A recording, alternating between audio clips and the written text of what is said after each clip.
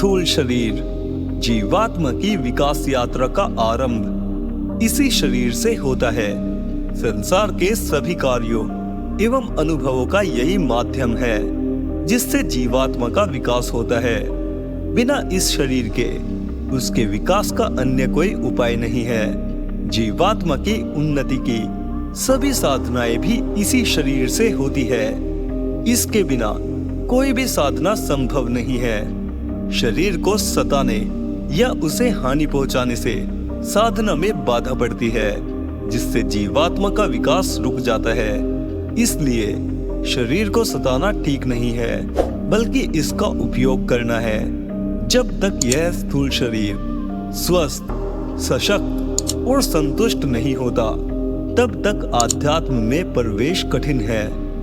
यह शरीर पूर्णतः भौतिक तत्वों से बना होता है। इसमें केवल चेतना अभौतिक है। विज्ञान भी भौतिक शरीर बना सकता है, किंतु उसमें वह चेतना का प्रकाश नहीं करा सकता।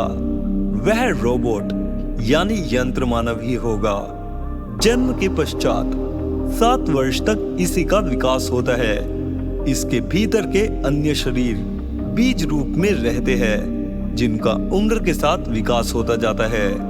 इस समय बुद्धि, भावना, वासना आदि विकसित नहीं होते। पशु का भौतिक शरीर ही विकसित होता है, जिनका जीवन पेट और प्रजनन की आवश्यकता पूर्ति तक ही सीमित है। वे भौतिक शरीर में ही जी रहे हैं। कुंडलिनी के रूप में इसका संबंध मूलाधार चक्र से है, जो भौतिक शक्ति का प्रतीक है। इस शरीर में काम वासना की संभावनाएं है, जो 14 वर्ष की उम्र में भाव शरीर के विकास के बाद विकसित होती है। यह काम वासना जन्म के साथ ही आती है। मनुष्य का यह शरीर 5 कोशों का बना है, जिनमें यह स्थूल शरीर ही इसका अन्नमय कोश कहलाता है, क्योंकि अन्न से ही इसका पोषण होता है। जो व्यक्ति धन के पीछे ही भटकता है, उसकी धर्म से उपेक्षा हो जाती है।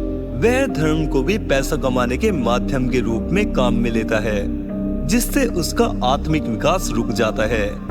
जिसके मन में सदा धन, यश, मान, सम्मान, प्रतिष्ठा ही बनी रहती है, उसकी आध्यात्मिक उन्नति नहीं हो सकती। वह भौतिक शरीर में ही जी रहा है।